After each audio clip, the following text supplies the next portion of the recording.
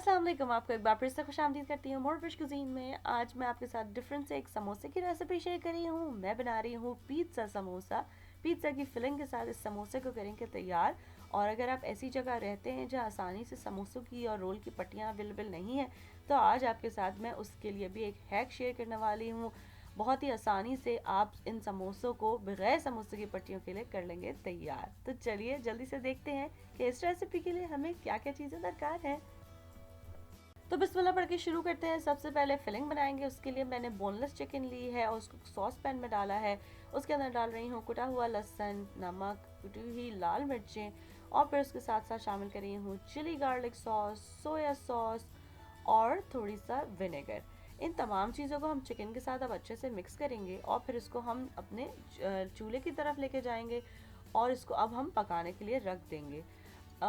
ढक कर इतनी देर के लिए पकाऊंगी कि चिकन अपना पानी छोड़ दे और गल जाए। अब इस चिकन को हमें बिल्कुल बारीक रेशा कर लेना है। चूल्हा बंद करके कर लीजिए या चमचे की मदद से इसको तोड़ लीजिए।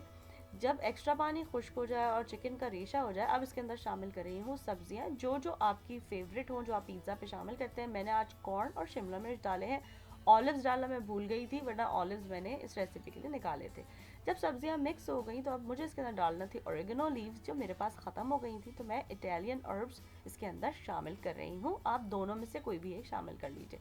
अच्छे से मिक्स करने के बाद अब हम चूल्हा बंद करेंगे और इसको हम प्याले में, किसी भी प्याले में ट्रांसफ़र कर लेंगे।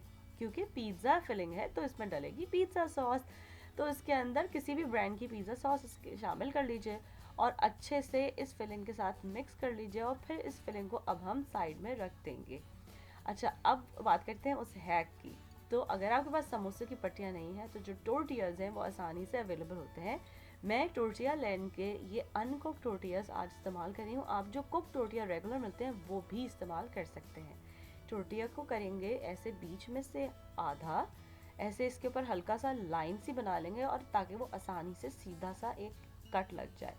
एक हाफ सर्कल जो बचा है उसको रखेंगे साइड में और इससे अब हम अपना समोसा तैयार करेंगे। एक प्याले में सादा पानी लिया है और इस पट्टी को मैं इस तरीके से रोल करके इस तरह ट्रायंगल की शेप दे रही हूँ। इसके ऊपर लगा रही हूँ उंगली की मदद से पानी और फिर दूसरा इसके ऊपर जो बचा हुआ हिस्सा है उसको इस तरह ओवरलैप करके कोन की शेप देंगे। जो किनारा है, जो उसका पॉइंटी एंड है, उसको मेक श्योर करेंगे वो बंद हो जाए, क्योंकि फिलिंग में हम चीज़ का इस्तेमाल करेंगे तो अगर वो खुला रहा तो चीज़ तेल में बह जाएगी। इस तरह ये एक कौन सी शेप हो गई तैयार। एक टेबलस्पून भर के हम फिलिंग जो तैयार की है, जो ठंडी हो चुकी है कम्प्लीटली, उसको हम इसके अंदर डालेंगे।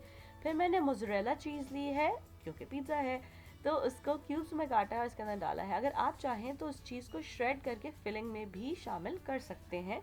मैंने क्यूब्स में करके इसके अंदर डाला है। फिर इसी तरह इसके साइड में पानी लगा के इसको बहुत अच्छे तरीके से सील कर देंगे, क्योंकि पानी की मदद से ये आटा है तो ये चिपक जाएगा। हर तरफ से पानी इसके ऊपर लगाते जाएंगे। इस तरह ये समोसा हो जाएगा तैयार। बाकी समोसे भी बिल्कुल इसी तरह तैयार करेंगे। कटिंग बोर्ड को पार्चमेंट पेपर से लाइन किया है और उसको फ्रीज़र में रखा है जब तक कि ये फ्रीज़ हो जाए। इस तरह ये समोसे गए फ्रीज़र में रमज़ान के लिए। अब अगर आप इनको तैयार करना चाहते हैं तो आप इनको डीप फ्राई कर लीजिए, इनको एयर फ्राई कर लीजिए या इनके ऊपर ऑयल स्प्रे करके आप इनको बेक भी कर सकते हैं। फ्राई करने के बाद इसको पेपर टॉवल पे निकाल रही हूँ ताकि एक्स्ट्रा ऑयल अब्जॉर्ब हो जाए और इस तरह ये मज़ेदार से पिज़्ज़ा फिलिंग के साथ समोसे हो गए तैयार। बहुत ही मज़ेदार सी फिलिंग ये तैयार हुई थी और पिज़्ज़ा किसको पसंद नहीं आता, ये बच्चों और बड़ों सबके फेवरेट है। जब मैंने इस रेसिपी को ट्राई किया तो मेरी फैमिली ने इनको बहुत इन्जॉय किया। अगर आप भी इस रेसिपी को अपने पास ट्राई कर रहे हैं तो प्लीज़ मुझे ज़रूर बताइए कि ये आपके पास कैसी बनी।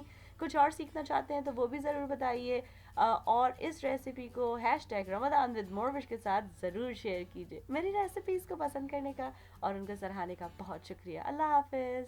अगर आपको ये रेसिपी अच्छी लगी तो इन लिंक्स पे ज़रूर क्लिक कीजिए ऐसी और बहुत सी मज़ेदार रेसिपीज़ के लिए।